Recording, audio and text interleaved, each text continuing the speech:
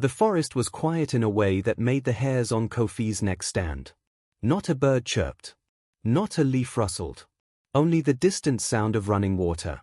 Then he saw her, a girl, standing barefoot in a small clearing, her skin glistening like moonlight, her eyes glowing faintly green. Kofi froze. His bow dropped slightly from his hand. She smiled, not a friendly smile, but a smile that made the forest feel smaller, suffocating, like it was closing in on him. "You shouldn't be here," she said softly. Her voice carried a strange weight, one that made him feel like the forest itself was speaking through her. By the time he realized he should run, she was already stepping toward him, faster than any human could move. Kofi had grown up in a small village at the edge of Ahoroko Forest. His father had been a hunter before him, and Kofi learned quickly. The forest was full of life, but also full of danger. Every step had to be measured. Every sound had to be noticed. The villagers respected him because he brought back meat when others went hungry. But Kofi was cautious. He knew the stories. The forest was alive, not just with animals, but with spirits. Some were helpful. Most were not. He never believed he would meet one, until tonight.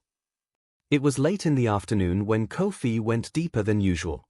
He had heard of a wild boar that had been raiding the village farms, and he wanted to end its trouble. The deeper he went, the darker the forest became. Sunlight barely touched the ground. Shadows twisted in strange ways. Then he saw her. She appeared as if she had materialized from the mist. Her hair shimmered silver in the dim light, and her feet did not seem to disturb the leaves or soil. She did not blink. She did not breathe like a human.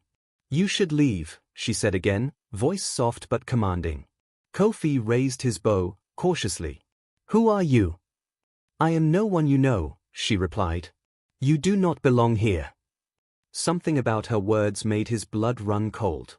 But curiosity rooted him to the spot. But by the blink of an eye, she was no longer on sight. Kofi tried to track the boar, but the sounds of the forest were wrong. The trees seemed to bend toward him. Whispers echoed through the leaves. Sometimes he thought he heard his own name, faint and repeated. Every few steps, he caught glimpses of the girl. She was always at the edge of his vision. Sometimes closer than before, sometimes further, as if she was playing with the shadows. He remembered the old stories. Some spirits lure travelers to their doom, and some feed on fear. Kofi's heart pounded. He tightened his grip on his bow and moved carefully. By nightfall, Kofi realized he had wandered far from familiar paths. He stopped near a small stream to drink and noticed the girl was watching him silently. Her movements were smooth, too perfect to be human. Her presence seemed to pull the forest around her into stillness. The birds stopped calling. Even the wind seemed hesitant. "You cannot leave," she said. Her voice no longer sounded like a warning. It sounded like a command. Kofi's instinct screamed. He knocked an arrow and aimed at her, but it passed through her body like mist. She laughed softly. The sound echoed in his mind, chilling him to the bone. "You are clever, little hunter," she said. "But cleverness cannot save you." The girl led him deeper into the forest without him realizing it. Every path he tried to take seemed to return him to the same clearing. The moonlight glinted on her silver hair. Her smile widened. Kofi tried to run. But the trees seemed to twist, blocking his way. Vines rose from the ground as if alive, tangling around his legs. He swung his machete, cutting through them, but more appeared. The girl's voice echoed through the branches. "You cannot escape. Not yet." He realized she was not human. She was something older than the forest itself. Something that did not belong in the human world. Kofi's fear became focus. He remembered what his father had taught him: fear is a tool. He waited, watched, and listened. The girl approached slowly, her feet barely touching the ground. Then Kofi ran. He ran through the twisting paths, shooting arrows blindly, chopping at roots and vines that tried to trap him. The forest screamed around him, the whispers rising to a roar. But she followed, silently, faster than any human could. Every time he glanced back, she was closer. "Why do you run?" she whispered, almost gently. "I only want you to stay." He realized her intentions were dangerous. She wanted him trapped, not hurt. Perhaps she fed on those who got lost, those who feared her too much? Kofi stumbled onto a riverbank, remembering an old trick his father taught him. The spirits cannot cross flowing water.